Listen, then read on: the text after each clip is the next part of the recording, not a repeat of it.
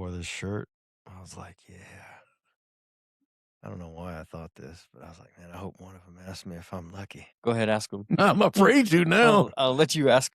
You lucky? Am I lucky or do I get lucky? Those are two different questions. You need to ask Miss Johnson about that. I don't want to know. Because I tell you what, luck be a lady tonight.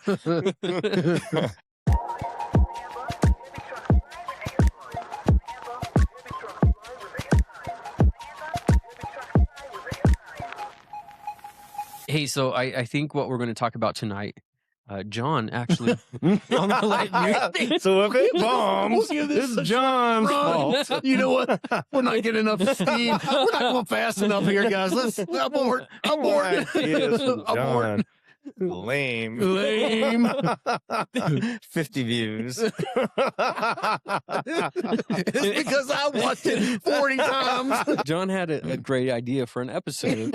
We'll see about that. We'll see about that. Let's try that again. Okay.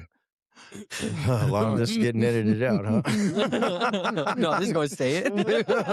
All right, what we're going to talk about, John brought to Ken and I. No, I think it's a sobering statement that Jesus made. It's found in Matthew 24. He says, because lawlessness will increase, the love of many will grow cold. And so that's not the love of a few, not the love of people who never cared. It's the love of many. And that's worth stopping to talk about and think about. And I think if we're honest, we've probably all seen it before, right? And I think it is a great topic. Someone who was once passionate about their faith becomes indifferent, or maybe someone you've seen who loves people becomes cynical, or you look in the mirror and realize your own heart isn't as tender towards God as it once was. As you brought up the subject, I think about a week ago, I began to think about it in my own life too. So I was like, man, there's some actual real applications for this. Right. I think what's interesting is that Jesus doesn't say people will stop believing, right? Like when he says this, it's not like a full-on stop, like this huge event is going to take place. He just says their love grows cold. And so it raises that in question. Well, how does that happen? How does someone go from loving God deeply to simply going through the motions? The real question is, how do we keep this from happening to us? So that's what we're going to talk about today. Why did Jesus connect lawlessness and the love growing cold, and what's it look like to maintain a heart towards God and people in a world that often seems to move in a different direction? So, love growing cold. What do you guys think? Well, I think to keep from growing cold, I mean, in some element, you have to be intentional about it because, because life happens. People say things and sometimes I don't know, interpret them wrong. And I'm guilty of that. You know what I mean? I will internalize things, like I perceive them saying something in a certain way. You know what I mean? And so my initial reaction, to being hurt is to just isolate, and at that point just withdraw, and then get some distance from said people or what have you at that point. And then, just naturally grows that way. You just drift, you know what I mean? Without some intentionality. I think that's the natural state of things, drifting away from one another. And it's, I think what's interesting, it's slow, right? Like it's not all quick, but it's just years.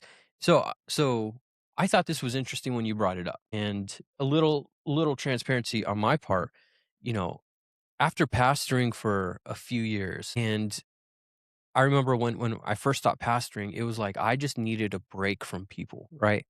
And I had to be careful though. I mean, pastoring just takes so much, right? And you kind of get all these shots taken at you at times. People say things or whatever may happen. And so it's easy to retreat and just kind of move back. But what I had to be careful, and I noticed, is that you gotta be careful not to push too far away from people. Yeah. Because you really isolate yourself. Yeah. And then, perspective has changed over time too. My perspective, at least, because you look back and you're like, man, that God did some amazing things, and it's easy to see it at that point and love people. But sometimes there's some big hurts that have happened, Sure. right? And you Yeah. hold on to them. Mm. And what's interesting is when you hold those offenses, somebody says something, you view it through that lens, and like you said, Yeah. it's almost like reading a text message. There's that episode or a skit, I think, Oh, by yeah. Key and Key and Peele. Peele. Yeah. Where they're talking to each other, Yeah. and one guy's like, "Oh yeah, it's whatever, okay," Yeah. and the other guy's like, "Whatever, it's whatever," like there's Or he this. goes, you are something special, or something like that, and he meant it in a really crass way. Yeah, And he's like, ew. And he's like, so are you. but that I think is what happens. Yeah. You kind of get on your own, and you're just everything you read through that lens, and you're Yeah. just so angry. And I remember it came to a head when that actually really happened, in that sense where someone had messaged me and I was irritated with them. Oh, And when I talked to them face to face, What do I- happy, yeah. oh yeah, and I'm like, and I had to check myself, right? Mm. Like, okay. Yeah. But I think it's that sort of slow burn, Yeah. that sits there for a while, and Yeah. I think what's scary about it is you don't even realize it's happening. Well, in my life, I mean, because I feel like it's sideways, and my wife is really quick on, again, are you negative thinking? What are you, you know what I mean? And she'll like, you gotta get out of that. Yeah. You know what I mean? She's Yeah. pretty, you know what I mean? It's like, Tune. no, I want to sit here and I want to sulk. But what I think is interesting is sometimes those negative emotions and events they just feel so much more powerful than the positive ones. You know what I mean? Or maybe it's just, it affects me in such a way where it's like, it's so negative. It's like, because something good can happen and cloud nine, everything, whatever. But one little something, negative, and it's like ruined the whole thing, and it takes over. And it's like, my gosh, it's like, I'm so susceptible to negative and bad thinking. I can be sitting there and my wife would like, I don't know if I'm making some strange faces, like, it's like, what are you thinking on? Yeah. You know what I mean? And she'll be quick about, you got to quit that. You can't, and we'll back and forth. Sometimes she'll do that too. You know what I mean? It's like, cause you need, someone who's close enough, Yeah. that can say, yeah, that's definitely not good. With the perpetual negative thinking, you know what I mean? Cause that drives me away from people, and then couple that with, I'm comfortable alone. You know what I mean? I don't, it doesn't, I mean, it have to be a long period of time. I mean, I watched that show Alone, and they start losing it. You know what I mean? Wouldn't It's be like, me. no, it wouldn't be me either. Well, at least I would like to say that. But there was one guy, he won, and he was, he killed, he must have killed a moose or something. I can't remember. And he had to build this contraption to hide the meat from other animals. And he was making like, vests and stuff like that. And he had the camera out, and he was on some kind of fashion show. And look what I got here. He was by himself, like but he was entertaining, having a good time. You know what I mean? I was like, he's losing it a little bit. He's having these conversations with himself, entertaining himself, But, sometimes I gravitate that way because I feel more comfortable sometimes alone, but it's not good. Yeah. Yeah. Yeah. I'm the king of negative thinking. I think it's kind of a leftover from my childhood, because, you grow up with perpetual disappointment from your parents, from your relatives. And it's like, I'll just stay here because I'm safe here, because if I'm not disappointed, then, you know what I mean? If I've got a low expectations of anything good happening, I won't be hurt. You know what I mean? And if you're expecting negative stuff to happen, it always happens. Yeah. So I'm looking for it. Yeah. Yeah. How do you get out of it? How do you get out of that mindset? Well, it happened with me recently. And I think one of the things was a conversation I had with somebody. But I think also John would say things. I don't know if he was doing it on purpose, but he would question, and it seemed like he was trying to get at the root of why I was feeling a certain way. And I think you might have been doing it on purpose. And you probably don't even remember that. It was fairly recent. We were building that porch out in Palominas. you just ask the question, like, is that what really went down? Are you certain that that's what really happened? And it just kind of just that little bit of think kind of had me thinking. And then uh, the thing is that attitude doesn't stay contained in the area that you kind of relegate it to. It expands It to all areas expands, of life. yes. And that's when my eyes are like, man, I I need to do something. You know what I mean? Mhm. I got to do something about this because it's going to affect everything else. Mhm. Yeah. So what did you do? I got on my knees. I just started Yeah. repenting, really. I mean, just like, Lord, help me. You know, Mhm. I mean, I don't want to, I don't want this to take over, you know?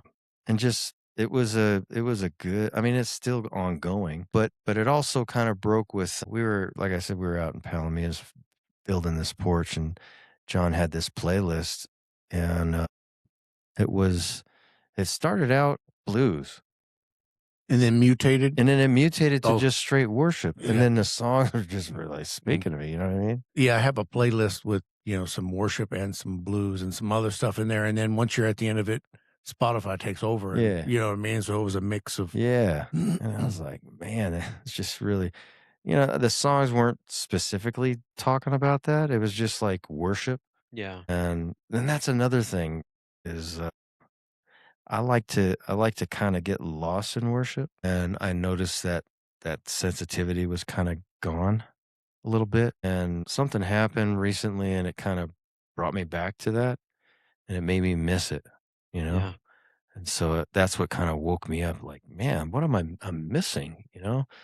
Something's wrong with me. I gotta get some things, look at some things. And so I just started kind of putting the ear out, and the Holy Spirit just kind of speaking to you, you know, dropping little bits and hints. And I think whenever you're not right with God or in other relationships, mhm, it's hard to worship. yeah. It's hard to enter, into his presence because you just have that wedge that is there. And it's frustrating. And the hard part is God is like, you got to deal with it. Yeah. And it's either I'm going to be with God and in his presence and truly worshiping, or I'm going to hold on to this. Mhm. It's hard to Yeah. let go. Yeah, you can't be worshiping while hating your brother. No. Yeah. Worshiping while, Yeah. you know what I mean, thinking about whatever. One of my favorite preachers anyway, Mm. Hank Houghton, said this. He said, sometimes having a bad attitude is the cheapest comfort. Yeah. Cheapest comfort. Yeah. But in actuality, it ends up costing you. More pain. Yeah. More Upfront cheap. Yeah. Yeah. Long-term expensive. But, you know, my dumb self. Testing that theory. Yeah. Testing it. We'll put that on the credit card. And then miss a payment, skyrockets up to 30%. Dang. That's funny. That's probably true. Yeah. You're in there and you just Mhm. don't want to move on, and you should. Yeah. Saying that, I can also see areas in my life where I'm still at, where when it comes to forgiving people, Yeah. there is people that I can see now, and the minute I see them, like something just comes up inside, Mm. And I think we had talked about this. Yeah. John, you had mentioned like, well, pray for them, Pray for them. Yeah. and that's hard. That's It hard is to hard. do. It is It's hard to be like, God bless them, It is hard, and that's another thing, actually. How do you get out of it? I started doing that. I started praying for folks. I mean, really, like, Yeah. because, there's that, Lord bless them. You know what I mean? Yeah. Grumble, grumble, grumble. But you won't pray like a stellar prayer. You're going to just a mediocre, bless them, Lord, or whatever they need, whatever that is. You know what I mean? Instead of really, I mean, if it was your daughter or your son, Lord, you're in it. You know what Your I'm saying? very best, Lord. Your very best. Yes, indeed. Lord, pour it out on them. You know what I'm saying? I mean, you go all out. But I started to actually put like my effort, a little effort into those prayer, and thinking like, what do they really, what do they need? And, or,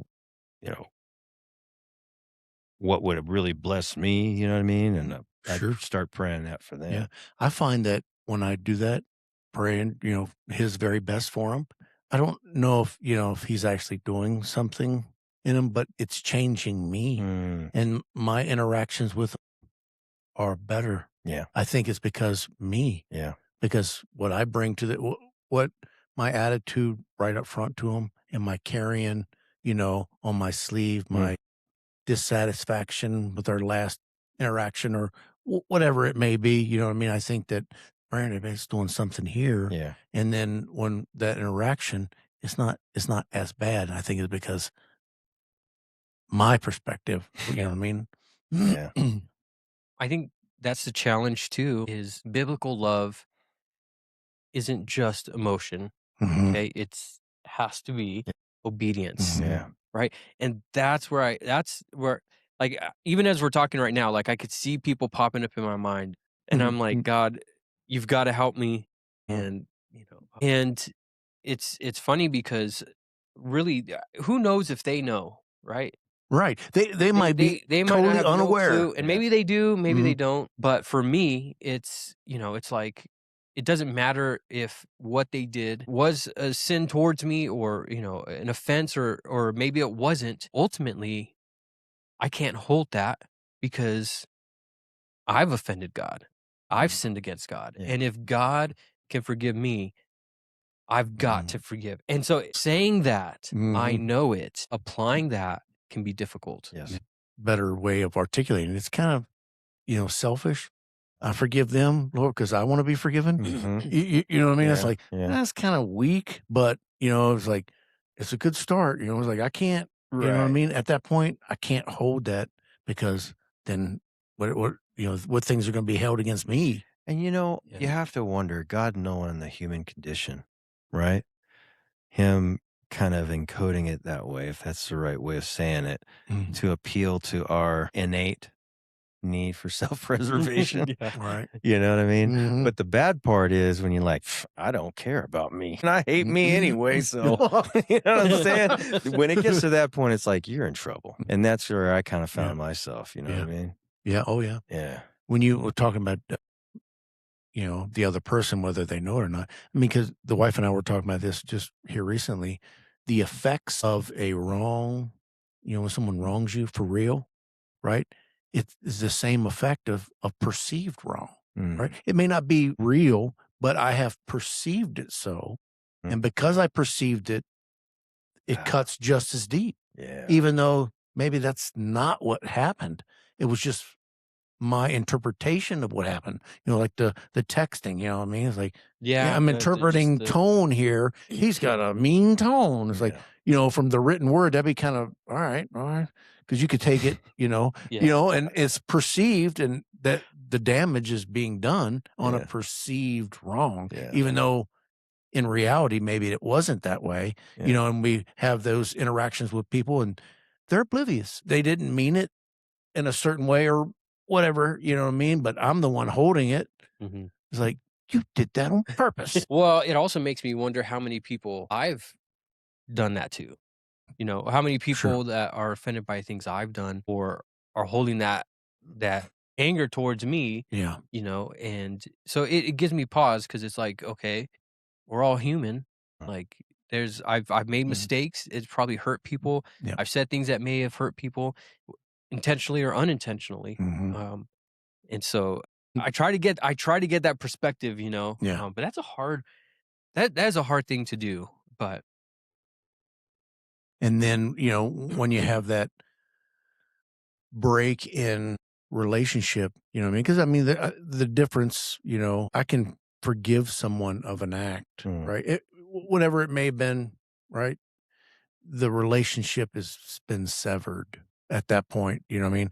You know, you did something to me and the relationship severed. I can forgive you of the act, but there still hasn't been any kind of reconciliation. You know what I mean? You can forgive, but then you come in contact with them and it's like, that there's a strain. It hasn't been reconciled at that point. And it's tough to stay engaged.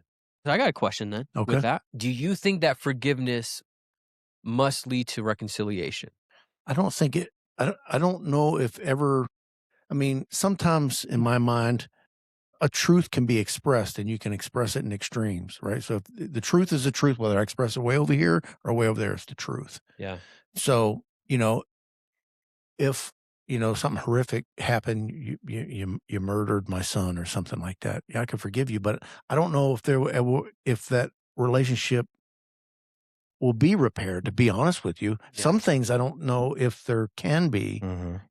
Does that mean, Yeah. and some things that maybe it doesn't have to be. It doesn't, you know what I mean? It's like, Yeah. I can forgive you. I'm not going to carry it. I'm not going to hold it over you, but there's no way that we can go back to, with the Yeah. severity of whatever the perceived or whatever the injustice was. Am I articulating that right? I mean, Yeah, that's no, I extreme, think that's the whole murder, no, I you get know what I mean? that. I That think yeah, and I think that the reason I'm asking, I had this question posed to me, and I know what I believe, but the question was, "Hey, do I have to reconcile with this person even though, I have been bitter, I have been angry at them? Do I have to reconcile and make that relationship work?" And in my mind, what I believe is no. I don't think that forgiveness always means is the equivalent of reconciliation. right, I think there are times that you can forgive, and that's releasing them right. of anything, of any releasing that anger, Mhm. releasing them of any debt they have against you, like saying, Right. "Hey, this is done and over with."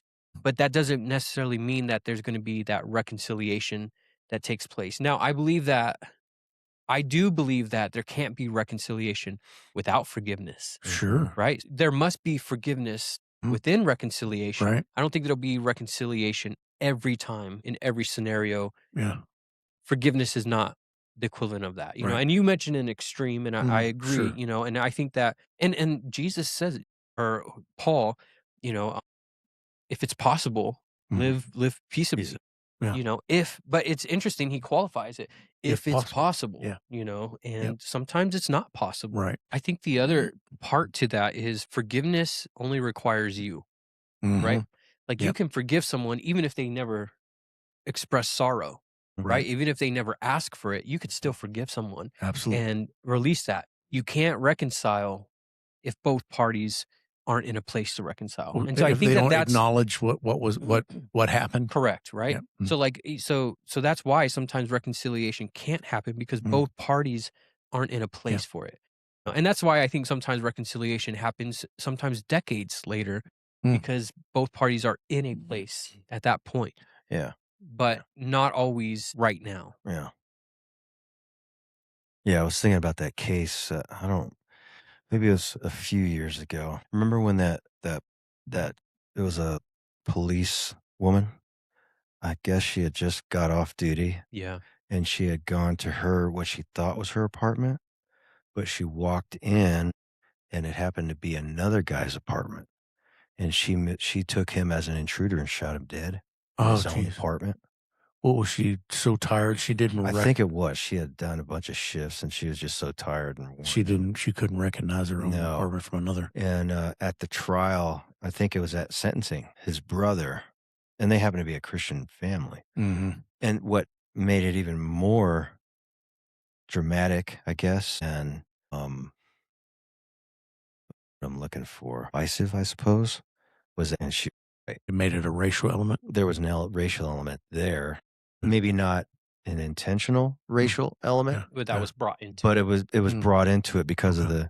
she's white, he's black. It was around that time, Okay. Floyd and Fanning So the everything racial was- flames. it was at just a height. crazy. Mhm. But what was striking was his brother was giving the victim statement, Okay. and he had said something he had mentioned uh, about his brother being a Christian and they were a Christian family. He was a Christian, Mm. and he says, I forgive you and I love you. And then, what made it possible was she was like broke down in tears. You could tell she was actually felt terrible, right? Yeah. I don't know if she felt terrible because she was about to get sentenced or because what he said actually touched her. But at that moment, you could tell that was a genuine moment. And he actually said to the judge, as he says, it is okay if I hug her. And he actually got off the stand there and they Embraced shared her. an embrace, which Wow. it was beautiful. You Yeah. know what I mean? To Sure. see Yeah. the love of Christ kind Yeah. of shine through in a Right. dark time and a Yeah. dark situation. You Right. know? I mean, that right there illustrates perfectly in my mind, Mm. you know, when Jesus says, you know, I got a new commandment for you. Mhm. You should love one another. And they'll know that you're my disciples Yeah. if you have love for one another. That moment you're talking about, that's Mhm. not possible without God. Without God, right? That there's no way that forgiveness and that love and that compassion can be there without the love of God working in your life. And it seemed like the love of God flowing through him made an impact in her. You know what I mean? I don't know. I haven't Yeah. followed the situation. Whether she was a believer or not, or I don't think so. yeah. Or I don't even think I don't know if she is or not now. I don't even know what she's up to. She obviously got a few years, you know what I mean? Yeah, But unfortunate. And I say, you know, forgive and forget, you know what I mean? But, you know, in reality, you're probably not going to forget certain events, but that doesn't mean that you hold it over them. Because at that point, I don't know if you've forgiven them. If Yeah. you're still holding that over them, you know what I mean? At that point, then, you know, maybe we haven't dealt with the true forgiveness. One thing I have learned is giving people the time, because you can use this as a sword in a sense, right? Mm. Like you have to forgive. If you're a Christian, you have to forgive, right? Yeah. And Well, that's a true statement. It's a true statement. It's a true statement. again, but it's using on it, my timeline, you know, Yes. get it done now. Yeah. exactly, and Yeah. that's where I think God has to do the work, Mm. and it's okay. Let God do the work. I mean, respond to Him as He does the work, you know, Right. because you either are going to have to hold on to that bitterness or you got to let it go. Life situations will happen, and it'll make you see where you fall short, and you need forgiveness. Then it and comes you full need circle. grace. And it's like, oh gosh. Yeah. You see, you know, you're holding this picture of them, but then you see yourself in that very Yes. picture. Yep. And so it's like, okay. And so God does that work. And I truly believe that. You never want to use it as a Legend. yeah, you know, like you must forgive me. You Mm. know? Talking about self-serving. Yeah. My goodness. I don't force well. So what are signs that you can look in your own life that your love is grown cold, especially towards God? Have you found yourself in those times? Sideways with God. Yeah. Whenever I feel sideways with him, man, everything's sideways. It's like the foundation of everything for me, man. If I'm sideways with him, I'm sideways with you guys. I'm sideways with Elizabeth. I'm sideways at work. I'm sideways, right? It's like once you taste of the goodness of the fellowship with him and harmony with him, you get a little taste of that. Nothing else is going to do. You know, and I'm acknowledging to you guys that I find myself sideways a lot. You know what I mean? But then I'm sideways in just about all areas. There was a time recently that I'm walking around the building by myself and I'm praying for someone and I'm having this negative mental, and I'm sure if someone may have saw me, I'm sure if they saw it, it'd be like, what the heck was that all about? You know, I just stopped dead in my tracks. I was like, you know, I repent. I just repent. I just can't. I can't. I don't do the conflict well. And what I mean by that, I mean, I can trade barbs with, you know, I can tongue lash with the best of them. You know what I mean? That's not what I'm talking about. I can't carry it well. I don't carry it well because I'll internalize and I just can't do it. You know what I mean? Yeah. It's like, in that aspect of it, I'm not built for it. So sometimes I have to release control to someone else. You know what I mean? And this is going to sound silly, but I'm just going to admit it to you guys that in some aspects, you know, if I feel slighted by someone, I can't be the only one to see it. Someone else has to confirm it, because if I'm the only one that sees it, my mind goes crazy. It goes, you know what I mean? So it's like, no, somebody else has got to confirm that. And so there'll be times like, dude, he's beating you up. You know, it's like, well, do you see it? All right, no, all right, because you know, if I do it by myself, you know what I mean? I'm way over here, man, in negative land, and you know, and half of it isn't even true. You know, I'm just gonna say this. That's one of the reasons why I don't let you go to the gym with me. Hey, you weak, man. Weak. You need to come to the bitterness gym and get some reps in. Build that strength up, brother. I'm over there with 5 pounds, and this is why he won't let me go to the gym anymore. Can't hang. I could bench press 4 plates with bitterness. I just can't carry it. I can't carry it. I can't go no further. I can't go no further. Dude, that was wrong of me to. Hey, truth hurts sometimes. I mean, you said that love hurts. Truth hurts. Truth hurts, man. On the wrong side of the. I'm just thinking about times I've gone to the gym with Ken. Come on, no. That last time we were going easy. I was like, dang, man. God, that was hard. That was hard. It's easy, man. Man. Well, one day I'll be back in the gym. I knew it too. He kind of, after that set, he kind of disappeared for a while. I was like, are you in the bathroom? You all right, man? No. Well, you know what I've noticed is whenever I'm just saying I wasn't trying to kill him, all right? I mean, I almost died. I was aware I almost died of my weaker brother. Okay, let me how do I say this? Nice. Like, hey man, Jesse's a noob. It's all good. Just go easy, man. Just go easy. That's it. Just take it easy. And then he just kind of wigged out. I was like, God, man, this guy wigged out. Could you define this term? Wigged out. Like, hey, man, get out of here. Get out of here. That's why Ken doesn't let me go to the gym with him anymore. It's like that video I sent you guys. Did you watch it? Yeah. Who is this? Do I know anybody like that? Every time I look in the mirror, rein that back in, because I don't know how to transition that. Hey, do you forgive him? I'm working on the forgiveness. Yeah, open up another wound. Man. Well, all right. Anyhow, I love you guys. Back on track. 1, 2. Yeah. No, but whenever I do, we can't get back on track, and then you laugh in the middle of it. Sorry. Ready? John's lost it. John's good. No, I'm here. Oh, man. No, but everything becomes mechanical at that point, right? When you're sideways with God, and that's where I know something is wrong. Is when everything feels like a burden. Serving God feels like a burden. That's when I know, okay, there is something wrong with me. Picking up my Bible to read it feels like a burden. Praying, the joy is just kind of sucked out, And I do think that that's a slow process, though. That doesn't just happen right away. It just everything just cools off, and you're almost like, oh, I'm just taking a break, and you kind of excuse why you're where you're at till you realize, man, I've kind of drifted pretty far. You said something about it, everything becoming mechanical. Where I, like, for example, I heard there was a sermon that was preached by, it was Harold Warner, and he preached a really good sermon on cynicism and how people sometimes wear that as a badge of honor.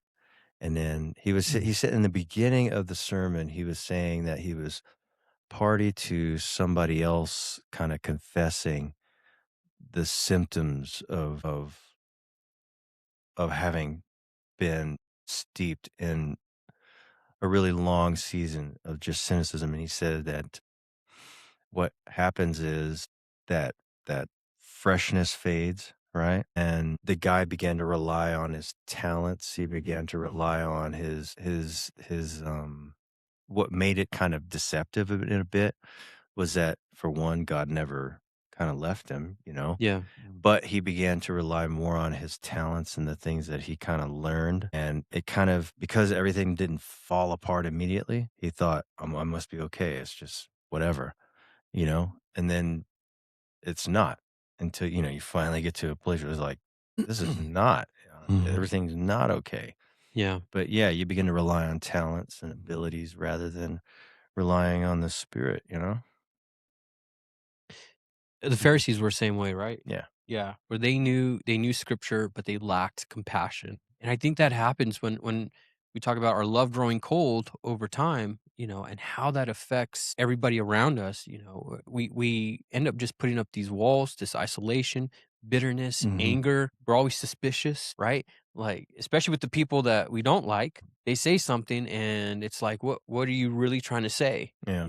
And we get real judgmental. And I think that it takes a while to get to that spot, but once you're there, like you said, that slow, like, I'm okay. Things didn't fall apart right away. And it's that slow fade until finally you're at a spot where you're really far from God. Yeah. And I found when I find myself in those moments, all I want is God though. Yeah. Like that's what breaks. That's what breaks it is I just want to be in the presence of God. I really love being part of the worship team when we're just worshiping God, right? Because there's times where it's like you're trying to make sure you get the transition right, and and you Sure. want to do things excellent and sound good. Yep. But I really love when it's just worship, right? Where everybody is, it's almost like the hearts are united and God's spirit just takes over. And I know that I can't get there when there's things in my heart that are preventing me from that. Yeah. And it's like, man, I just want to worship. I just want to worship like that. The truth is, to get to that kind of a place, there has to be like no fear, and fear of sounding bad, fear of making a mistake. I mean, because to be honest, if you do find yourself that everything's got to be dressed right, dressed, buttoned down, make sure I hit certain notes, or, don't hit some off or nothing like that. Everything's got to be, organized to the hilt so I know where I'm going, all that kind of stuff. That's not excellence. That's actually fear, right? Yeah. Fear, because if I don't have this perfect roadmap, then I might make a mistake. And if I make a mistake, everybody's gonna be like, "Oh, this ain't really worship." But the truth is that the times where we have experienced that total just worship is when we were free Yeah. and we had no fear, because it really didn't matter, because it was all unto the Lord anyway. Not that we're just gonna throw up any old kind of thing, you know what I'm saying? But it's kind of like the times where as far as worship is concerned, and I guess there's some translation, I guess, into the walk with Christ. When you try to control everything, it you become it's a bondage, you know what I Yeah. mean? But when you're just free, you're free from fear of what people think about you, free from whatever, free of, because if you're free from what people think about you, you don't care about little mistakes. Everything just works itself out in some kind of way. You know what I'm saying? Yeah. It ends up being a beautiful moment, Yep. you know? And I guess that kind of translates to everything in life.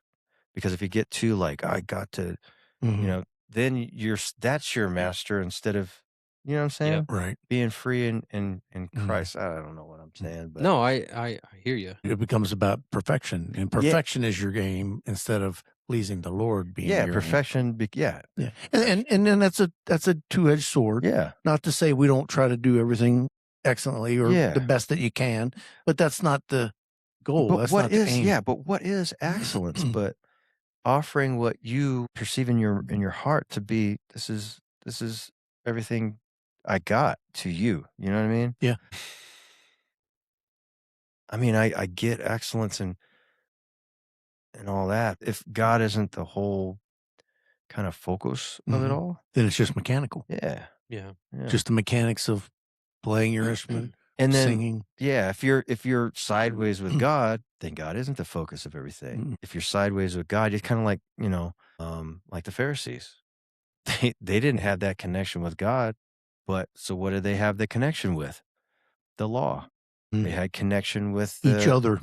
each other. They had connections with the traditions, Mhm. and through that, they thought they had great standing with God, and Paul's like, if that's the way it comes, then Christ died in vain, you know? Yeah. I remember we were in Jamaica on a missions trip, and we're at an orphanage, and we're at the top of the was it the Blue Mountains they call Yeah. it? And did you go one year? No. Mm-mm. Okay. So we're at the top, and it's beautiful. You can see Kingston all below. gorgeous, and it had coffee beans on the side of the mountain. That's what they grew, and it smelled good. It was gorgeous. But it's an orphanage, and I remember we went to go have service, and it's for all these kids, and there's kids that are early teens all the ways down to young babies, and worship starts, and that night it was my time to do dishes. Mhm.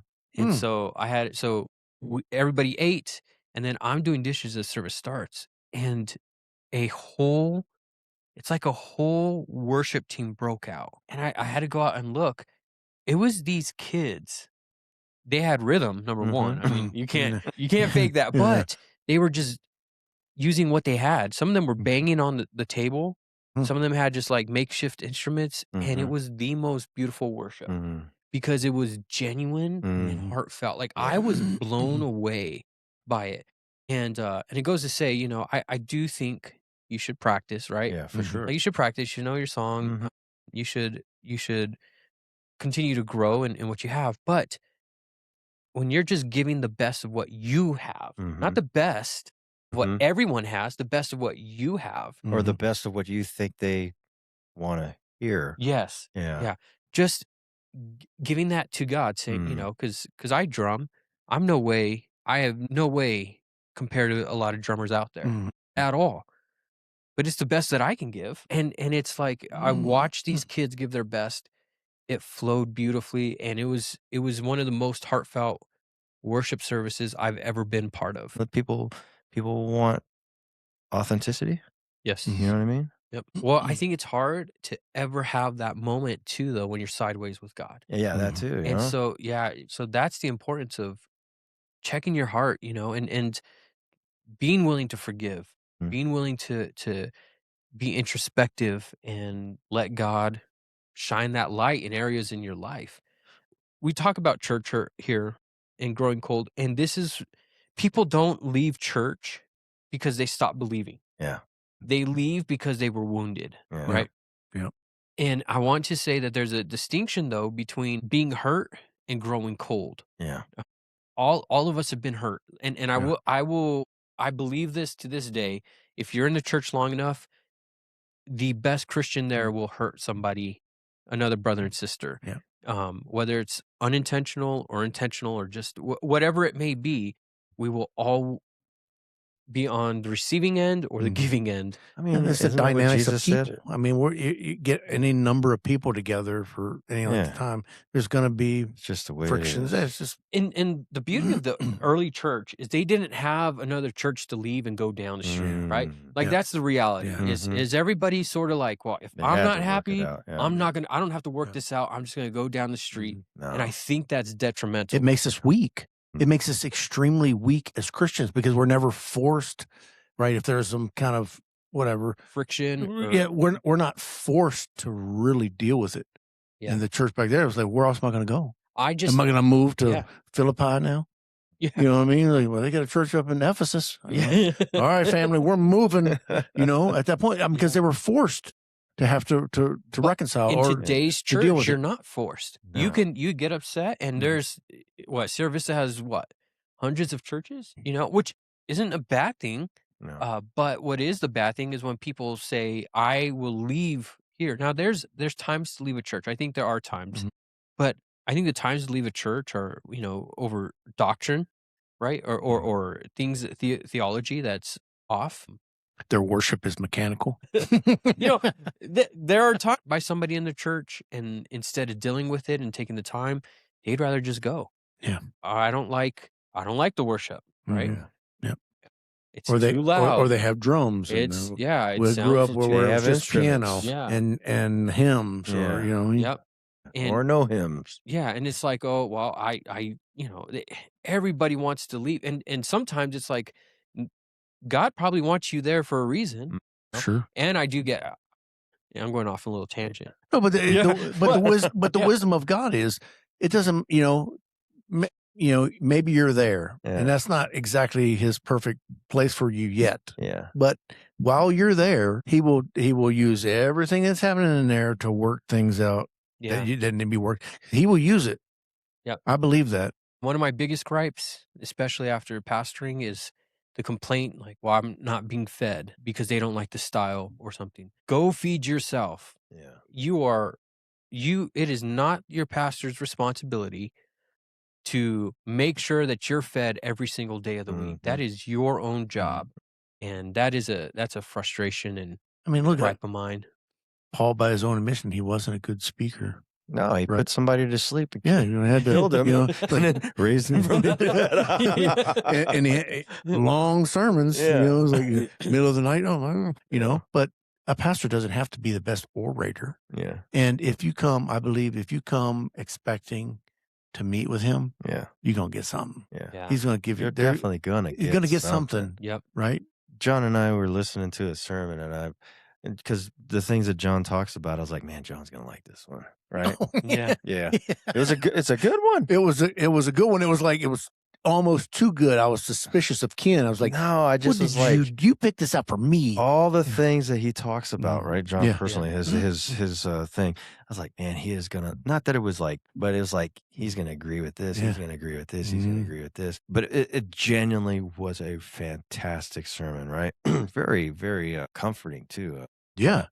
Uplifting, Encouragement. encouraging. That brotherhood there, where you can share something that encourages, that uplifts someone, that's the purpose of the church. Not the purpose of the church isn't have the best speaker, isn't have the greatest worship team, isn't have the most amazing entrance and experience that you find at a church. Yeah. And all those things, listen, all those things, I don't think those things are bad, right? Like, I do think that you should have a presentable church, have a nice foyer, have people welcome you, like, put some thought into your service.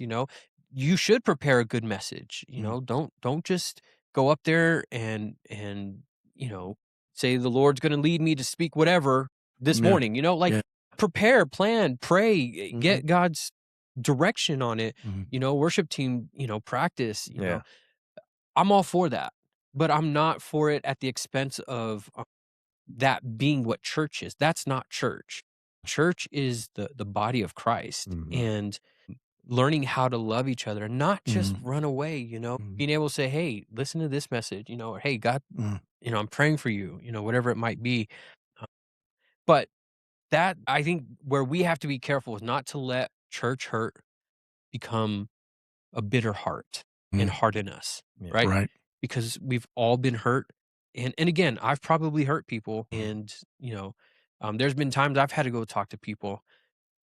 There's probably people that are hurt by me that I have no clue, But the reality is you have to not let that bitterness harden your heart, because it'll separate you from God, and that's when you'll grow cold. Right. And isolated. And there was a study, and I don't know if it was a Harvard study.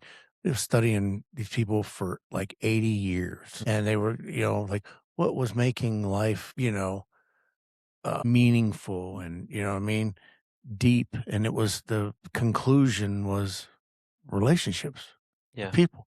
It's and when you deal with people, it's the ultimate double bind.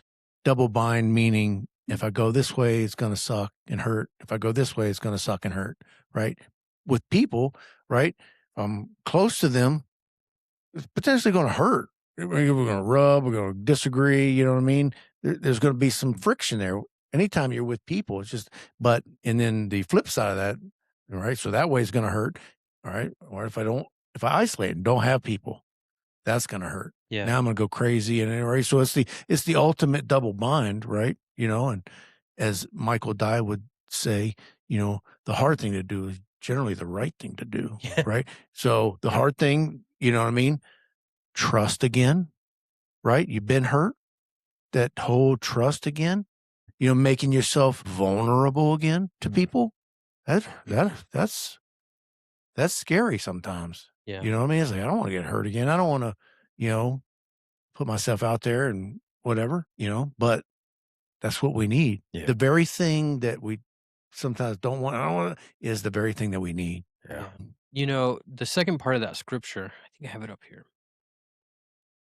Second part of that script, well, we read the first part, right? And because lawlessness will be increased, the love of many will grow cold. The second part, next verse says, but the one who endures to the end will be saved. And that idea of enduring, all those things we've mentioned, being willing to submit to what God is speaking to you.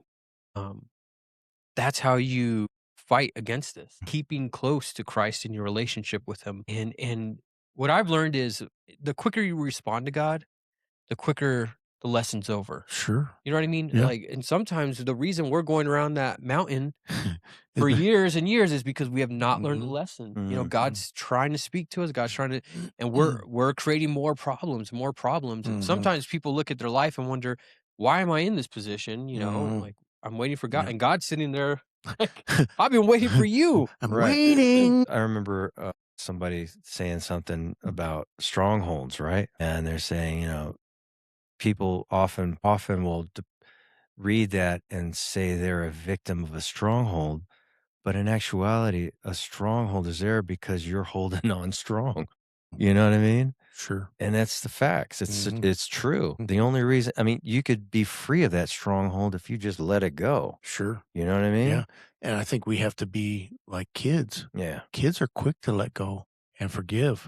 Yeah. But when we get older, we tend to hold on to them Yeah. a whole lot longer. Mhm. And that somebody was talking about when their kids have to discipline their kid, and their kid instantly sorry, and they run and embrace them.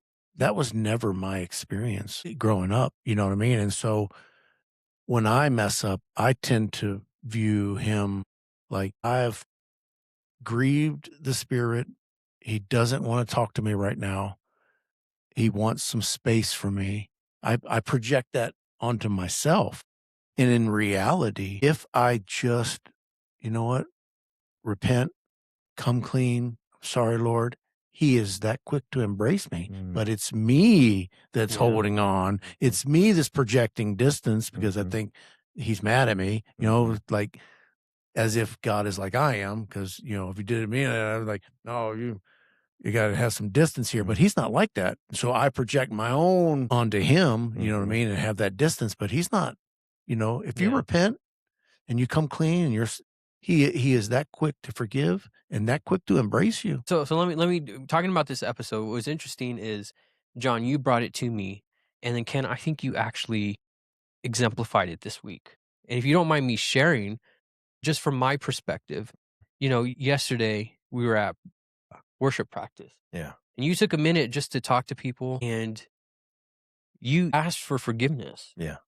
And that was an incredible moment to me, because here I do admire you and think that you're someone who is strong in the faith. And after serving God for over 30 years, because you're old, you still were sensitive enough. You still were sensitive enough to hear what God said. And it elicited a response from you. Yeah.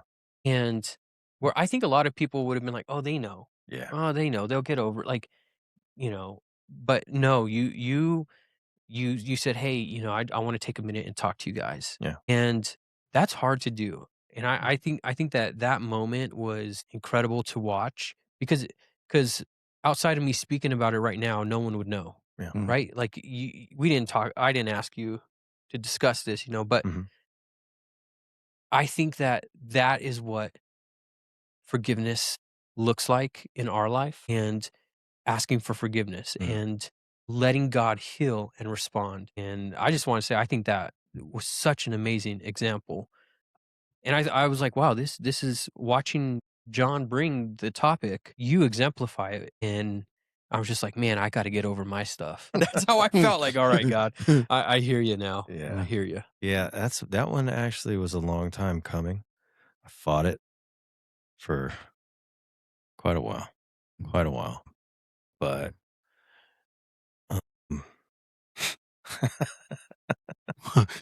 yeah, thanks to John and his spirit inspired meddling. Those darn kids. No, we were talking about something. I don't know. We were talking about worship, and And he's like, you ever going to lead again? I was like, oh, heck no. I don't want to do that. And then there was a stretch of time and it came back up again. And, in between, the Lord was dealing with me, Yeah. And so he had just mentioned it. He didn't even push it that hard. He just said something, I think it went something like this, if Heather asks you to lead, you ought to lead. And just left it at that. Just drop that little. I'm going to set that right here. little ballistic. I was like, and then son of a gun, I get a notification. Heather Hill. Hey, would you like to lead? It's like, son of a gun. I can't say no now because it's like, God's been dealing with me.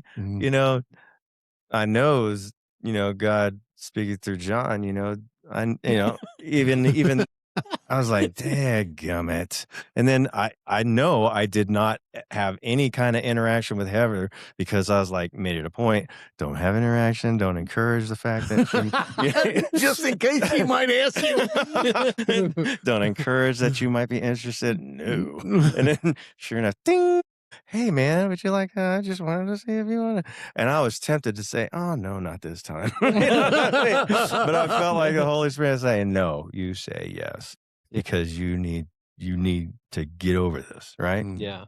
And you've been out of it too long, and no. I was like, okay. Is that what you had to ask for forgiveness for resisting? No, what I had to ask for forgiveness for was the reason why I was resisting, because I had said that the truth had become extremely cynical and bitter, and I was where the Lord was dealing with me about it, and I just doubled down.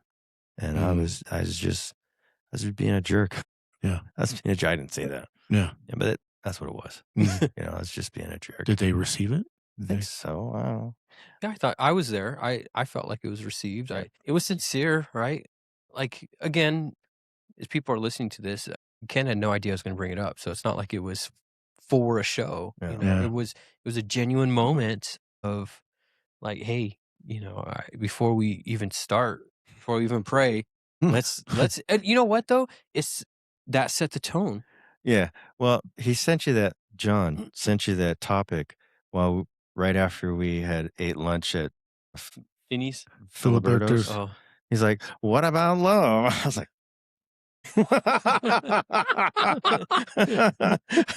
that's weak. We need to go to the bitterness gym. Come on, man. Get our reps in. But it was just confirmation, like, hey, I'm moving this direction. Are you coming with me? I'm like, okay. That's good. So that coupled with, yeah, your this podcast, and then what I did Friday, it's like a direction, and we were all just kind of, yeah. Ken's got a hold of the Lord's hand, and we're going this direction. Ken's being drugged.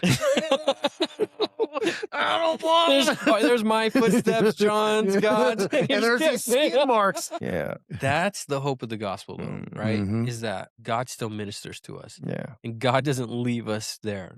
And so he's constantly, I think that's the encouragement part. When you talk about love growing cold, God can restore that fire, Oh, he can. once again. And that, that one of my favorite scriptures, like a bruised reed he will not break, meaning a smoking flax. Maybe the fire has gone out and it's just smoking now. There's no flame in there. He's not going to come and, you know what? I'm done with you. Yeah. You know what I mean? He's going to, like you were doing, he's going to start fanning it. You know what I mean? Yeah. Bring this thing back to life. You know what I mean? It may feel like, the fire's gone. And maybe it's true. Well, I mean, it's smoking, but he's not going to there's still some heat there. Yeah. But the fire. Yeah. Yeah. Right. Just needs some rekindling here. So the question isn't, has our love cooled? Because most of us could probably say, yeah, that has happened. It's are we willing to let Christ set it ablaze again? Yeah. It's just not the burning inferno that it was. And I think that's the best question. Like, am I willing to let God move in my life? Yeah. Am I willing to can I let these things go? And that's a hard thing to do. But I think that's, if you're willing to, I think that on the other end, you'll see growth in your life. And there's hope because, as the fire goes out, you become dry and all that good stuff. And what catches flame as quick as dried up old, you know what I Yes. mean? Yeah, so there's a hope. Yeah. There's hope. Yeah. Well, I think that that's been a great discussion tonight. And any last thoughts as we draw it to a close? I would just encourage anyone that's in a place where, you feel like bitterness has crept in, hurts, and it's just easier to isolate, and maybe you're entertaining just not even going to church anymore. I would just encourage you, there is hope. God does rekindle, right? There is a path back. All the hurts and things that have transpired and taken place, just acknowledge them, right? But he has forgiven us so much that maybe it's time that we reconcile and forgive, and with the thought that he's done so much for us. Was it right what someone did? No. And we just acknowledge it, right? 100%. And it's hard, right? But that's what he's called us to do, right? And relationships is what's going to mean the most in the end. He can restore you. He can restore relationships. He can, the work that he has begun in you, he will complete it. Yeah. Yeah. Just if the Holy Spirit's dealing with you, listen to him. But I'd also say, let him do his work in you, because just walk with him. Don't get ahead of him. Don't get behind him. Just walk with him. And he'll do it in his perfect time. But walk with him as he's doing it. You know what I mean? Yeah. He'll lead you to, just be open to him leading you where he wants you to be and where he wants you to go. And you'll get there. I do believe that we can't treat God like he's just a topic. Yeah. We have to have that personal relationship with him. And so if we find ourselves in a spot where God is just, these are just ideas, this is just a book, that we need to take a step back and say, all right, I'm missing it somewhere, and allow that process to happen. Allow the Holy Spirit to come in and realize that God is drawing us, and go back to that first love, Mhm. go back to what God first did in your life, and he'll begin to help heal and help, and he'll also show areas that you fell short in too, I believe. But God will bring a complete healing, and there's freedom in that. This has been a great conversation. John, it was a good topic. Thank you. Mhm. Yeah. It was good. Mhm. It was spirit led. Holy Spirit meddling. Those rotten kids. Yeah. No, it was Ken would have got away with it if it wasn't for those meddling kids. no. Well, I know that I want to go get some food. Oh. Maybe go find a shirt like yours. Mhm. Yeah, that's right. Mhm. You put it on and walk in that. Walk in that good Mhm. fortune. Good fortune. No. Yeah. Well, hey, thanks for hanging out. Thanks for listening to us. We're just a few average bros trying to serve an extraordinary God a little more faithfully each day. We're glad to be back. We have a couple more episodes coming out, so stay tuned and tune in next time. We'll see you guys.